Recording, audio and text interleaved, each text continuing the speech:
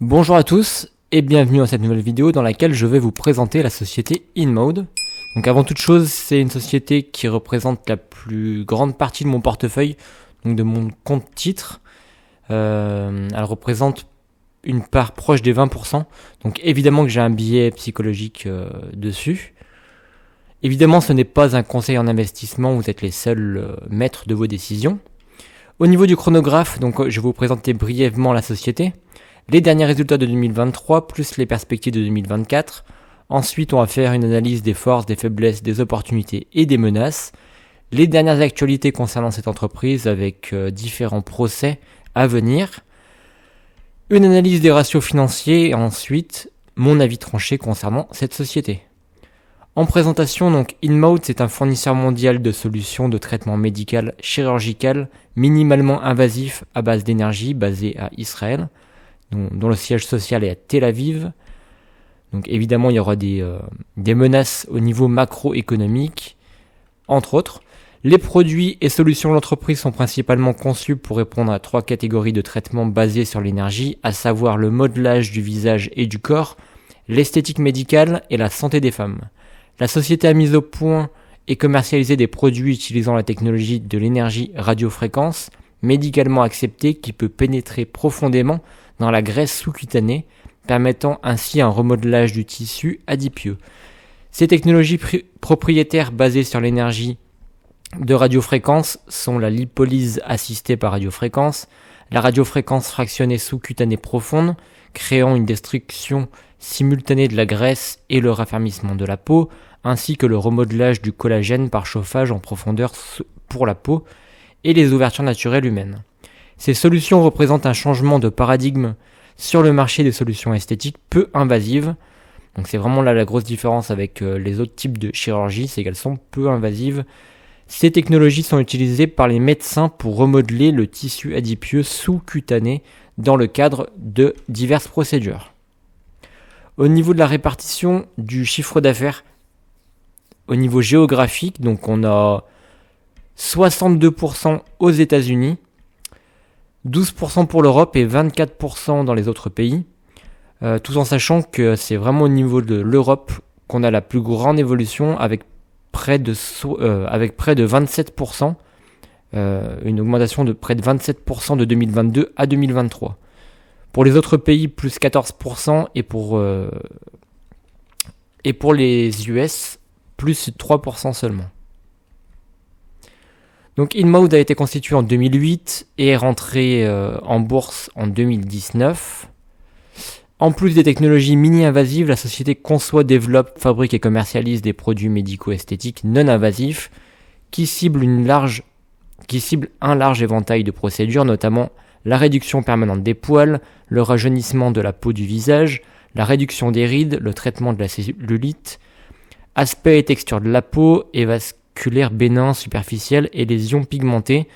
La société conçoit, développe, fabrique et commercialise également des produits médicaux esthétiques main libre qui ciblent un large éventail de procédures telles que le raffermissement de la peau, la réduction des graisses et la stimulation musculaire. Comme on peut le voir avec les images en haut avec leur appareil Morpheus 8 avec les résultats avant-après.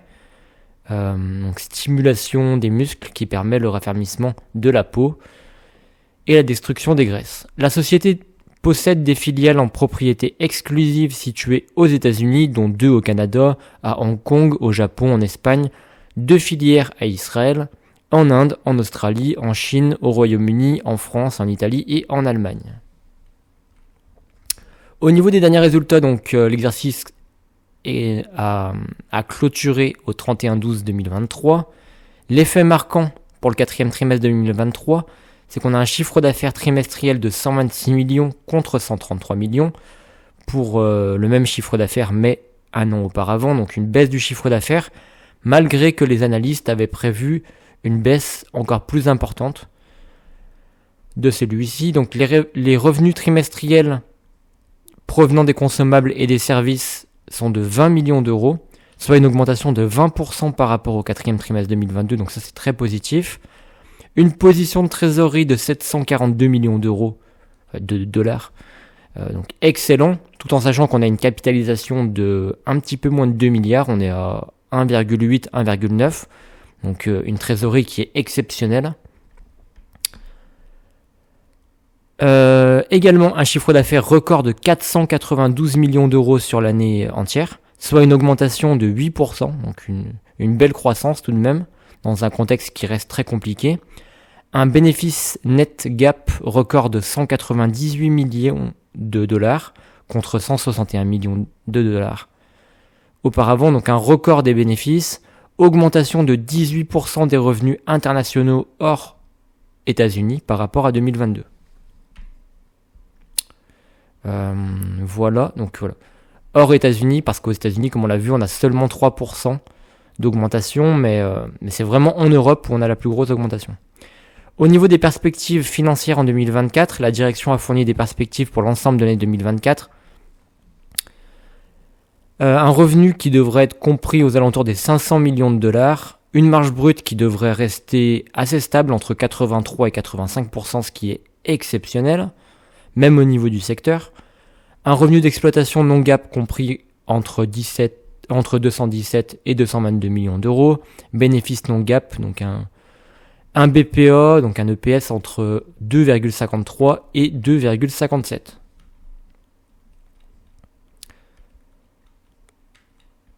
Au niveau de l'analyse SWOT, alors, donc les forces, faiblesses, opportunités, menaces. Au niveau des forces, capacité d'innovation, compétitivité. En tout cas pour l'instant, c'est aussi là-dessus au niveau de la compétitivité, j'en suis assez peu sûr. Des coûts fixes qui restent assez bas, des employés qui sont qualifiés, mais ça c'est vraiment obligatoire dans ce type d'activité. Une notoriété de la marque, des brevets technologiques, malgré qu'il y a quand même des brevets qui sont copiés, comme on le verra par la suite. Des ratios financiers qui sont excellents, vraiment tous les ratios financiers sont excellents, on le verra dans l'analyse des ratios financiers par la suite. En opportunité, ce qu'on peut noter, c'est qu'on a un marché qui est en croissance, et qui devrait être en croissance, même si celle-ci devrait être un peu plus basse qu'auparavant. En tout cas pour l'entreprise. De nouvelles technologies, une réglementation favorable pour l'instant, mais ça c'est ce que j'ai marqué en menace parce qu'on a des risques réglementaires légaux qui pourraient peser dans certains pays. Des nouveaux canaux de distribution, changement de profil des consommateurs, acquérir de nouvelles entités, ça c'est en projet pour 2024 et même pour les années prochaines, ce qui pourrait être intéressant comme les taux sont hauts mais on a une trésorerie qui est excellente, donc ça pourrait être une opportunité.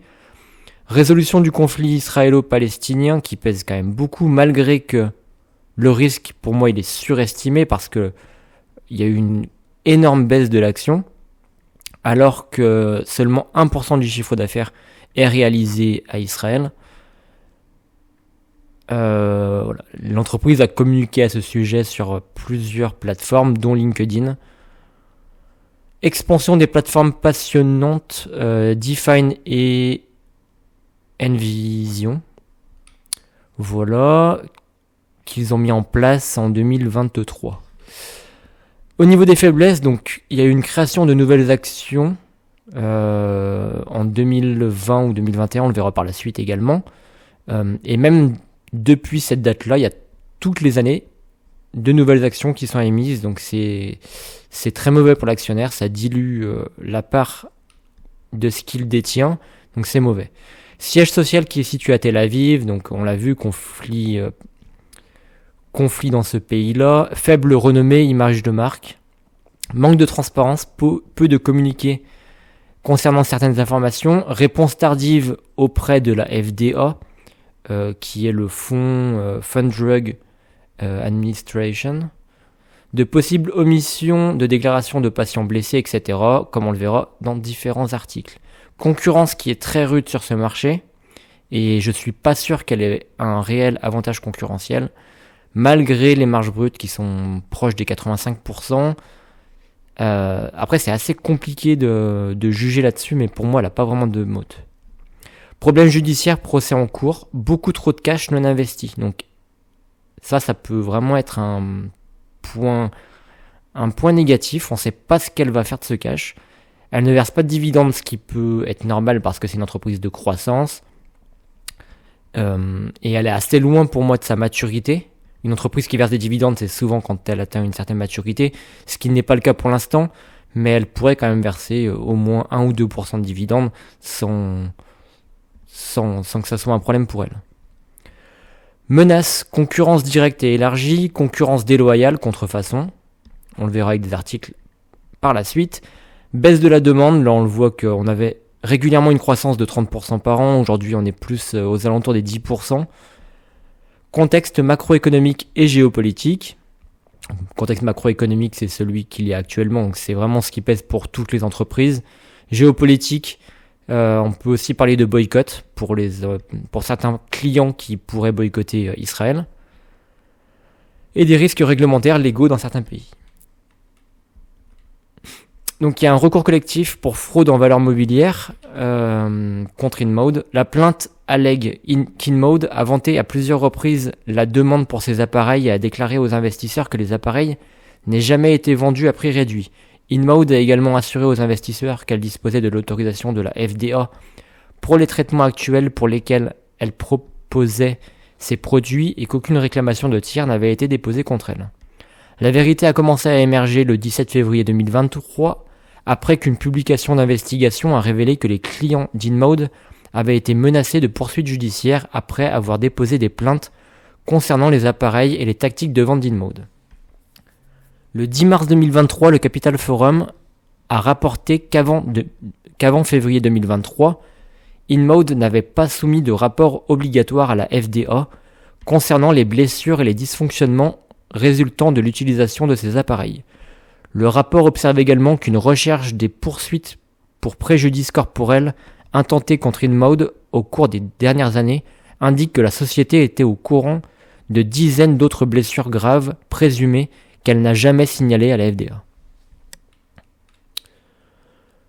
Puis le 12 octobre 2023, donc là il y a une erreur dans l'article, le Capital Forum a publié un autre rapport d'enquête concluant que loin de facturer le plein prix pour ses produits, InMode a réduit considérablement presque tous les appareils qu'il vend et s'attend à ce que les représentants commerciaux accordent des réductions sur les appareils entre 16 et 40%. Le prix catalogue et selon un ancien vendeur d'InMode, le prix est essentiellement celui pour lequel le client peut obtenir un financement. Donc ça c'est vraiment quelque chose de négatif, même à mettre dans les menaces. Ces événements ont fait chuter le prix des actions InMode. Bon, évidemment que ce n'est pas la seule chose, ce n'est pas le seul élément. Nous cherchons à savoir si InMode a fait des divulgations adéquates concernant ses prix, ses marges et ses stocks, ainsi que tout marketing hors AMM, dans lequel la société aurait pu se livrer, a déclaré l'associé qui dirige l'enquête d'InMode. Si vous avez investi dans InMode pendant la période visée, bon, ça c'est le recours collectif. Ok. Ensuite, c'est vraiment un tout petit article par rapport à la contrefaçon de brevets utilisés illégalement par BTL Industries. Mais InMode a porté plainte du coup contre cette entreprise pour l'utilisation de produits rajeunissants féminins Ultra Femme 360 et EM Femme 360 non invasive basée sur la radiofréquence, blablabla. Mais voilà. Voilà. Donc c'est quand même une bonne chose. Ils ont pris des mesures rapides pour protéger vigoureusement leur propriété intellectuelle. Au niveau des ratios financiers, tout est très beau. Donc on a une capitalisation aujourd'hui proche des 2 milliards d'euros, 1,8. Un PER, alors qu'on a une croissance exceptionnelle quand même de 30% par an. Même si actuellement on est plus aux alentours des 10, on a quand même un PER qui est de 9,67 en 2023. Donc très très sous-évalué. La valeur d'entreprise sur EBITDA est de 3,37, c'est ridicule. Une valeur entreprise sur free cash flow de 3,39, c'est également très très bas. Et ce dont je vous parlais tout à l'heure, c'est le nombre de titres qui a explosé. Donc en 2019, on était à 64 millions, pour passer à 71 millions, puis à 76 millions, puis à 83 millions. Et depuis 2022, on a une stagnation, ce qui est une belle chose. Ouais. Une légère émission d'actions tout de même, mais on a quand même une grosse dilution de 2019 à 2022.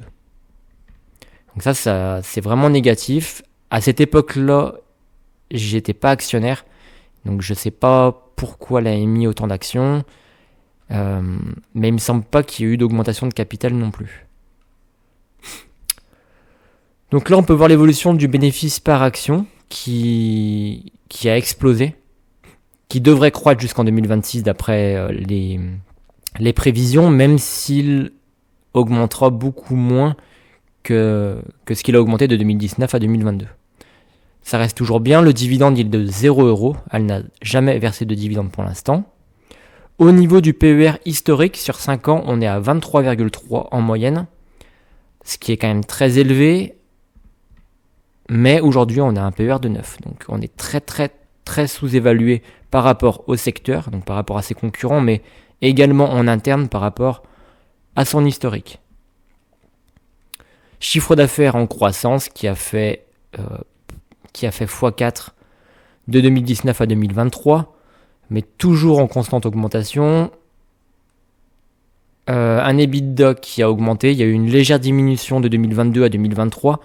Par contre, la marge a d'autant plus augmenté, la marge nette est passée de 35 à 40%, donc au final, le résultat net de 2022 à 2023, il a quand même augmenté, il a pris 30 millions, donc excellent. Même si les volumes ont augmenté un petit peu moins, en fait, vu que la marge nette a beaucoup augmenté, le résultat net a augmenté. Le bénéfice net par action, il a énormément augmenté également. Le free cash flow, pareil.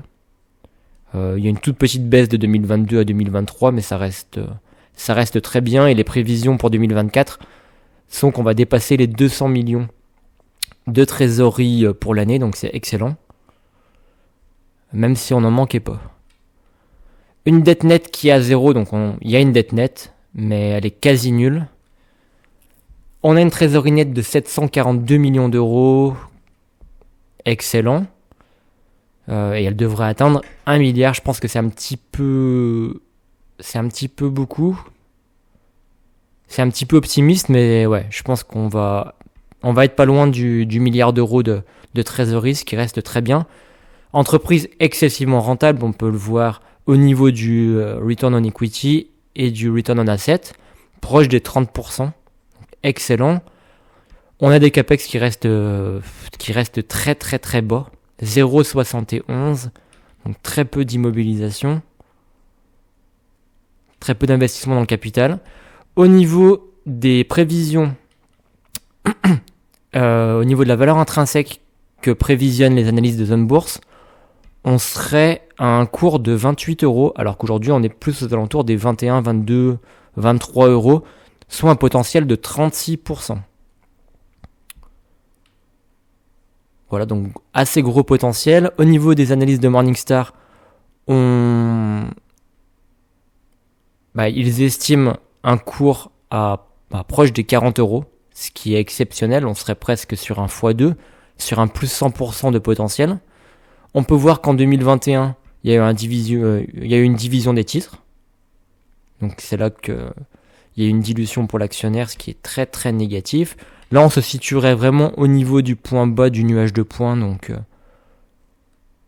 les risques sont assez limités. Rapport Morningstar, donc voilà. Alors juste une dernière chose. Ça, c'est quelque chose que vous ne verrez plus sur Morningstar. C'est l'ancien rapport, donc qui date du 21 février. Mais depuis début mars, le rapport Morningstar a changé sa forme. Il est beaucoup moins, en tout cas personnellement c'est ce que je trouve, il est beaucoup moins pertinent.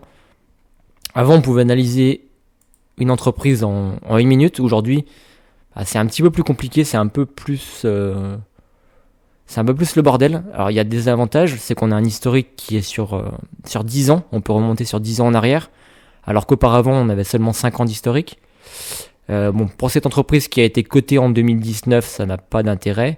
Malheureusement, les informations sont un petit peu désordonnées.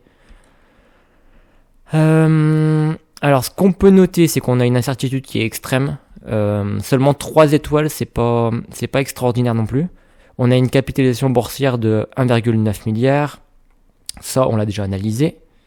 Malheureusement, on n'a pas le nuage de points qui se présente comme auparavant.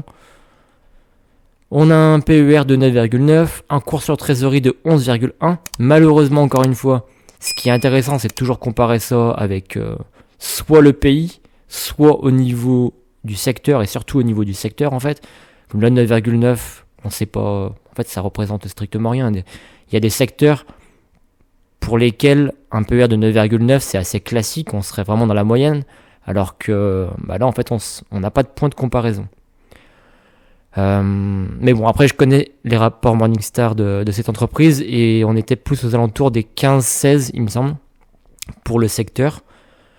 Un cours sur trésorerie de 11,1, ça reste très bas, et on sait qu'elle a une trésorerie exceptionnelle. On a un ROIC, alors ça, par contre, c'est très intéressant, c'est une valeur qu'on n'avait pas sur l'ancien rapport Morningstar. Donc c'est un Return on Invest Capital, donc le rendement des capitaux employés. Donc très intéressant, on a une juste valeur de 40, ok. Des revenus, donc les revenus c'est le chiffre d'affaires. Et pareil, en fait, on a une traduction entre l'anglais et le français qui est assez mal faite. Certaines fois. Une marge d'exploitation de proche de 40%, c'est très bien. Cours sur juste valeur de 0,56, c'est-à-dire que si on était à 0,50, on aurait un potentiel de x2, donc de plus 100%. Donc très très gros potentiel, PER de 9,9, cours sur trésorerie de 11, ROA, voilà, tous les ratios de rentabilité, on les a ici, donc ça reste intéressant.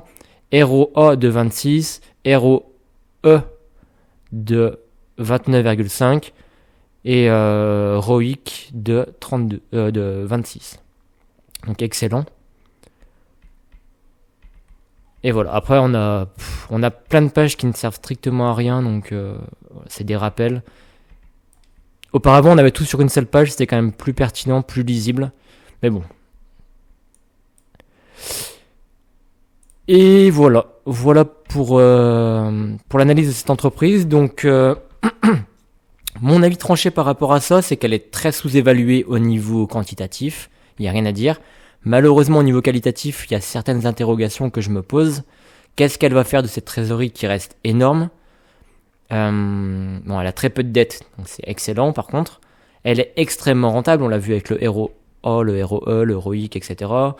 Est-ce que c'est tenable à long terme ? Est-ce que c'est tenable à l'avenir ? Est-ce qu'une croissance de 30% est durable ? Là, on l'a vu que rien que cette année, la croissance était bien diminuée, mais même est-ce qu'une croissance de 10 à 15%, ça sera tenable à l'avenir ? Est-ce qu'une marge nette comme celle qu'elle a, qui est proche des 30%, 35% même, est-ce que c'est durable à l'avenir ? Tout en sachant que la marge brute devrait être stable, en tout cas en 2024, entre 83 et 85%. Et est-ce qu'elle a réellement un moat ? Est-ce qu'elle a réellement un avantage concurrentiel ? Ça, c'est vraiment une question que j'ai du mal à répondre. Voilà. Et qu'est-ce que vont donner les procès en cours ? Voilà. Plein d'interrogations. Est-ce qu'elle va réussir à tenir la cadence ? Est-ce que la concurrence va la dépasser ? Il y a beaucoup de choses sur lesquelles j'ai du mal à voir ça. Mais voilà, n'hésitez pas à me poser des questions en commentaire par rapport à cette entreprise. Il y a plusieurs youtubeurs qui ont parlé dernièrement de cette entreprise qui sur un plan quantitatif est excellente. C'est une entreprise que j'ai connue sur YouTube, mais que je trouvais régulièrement dans mes screeners. C'est pas compliqué quand on met une marge nette de 30% avec un très gros ROE, presque pas de dette, etc. C'est une des entreprises qui sort... c'est l'entreprise qui sort tout le temps quasiment. Mais voilà. N'hésitez pas également à me poser des questions par email si vous avez d'autres entreprises à me proposer. Merci à vous.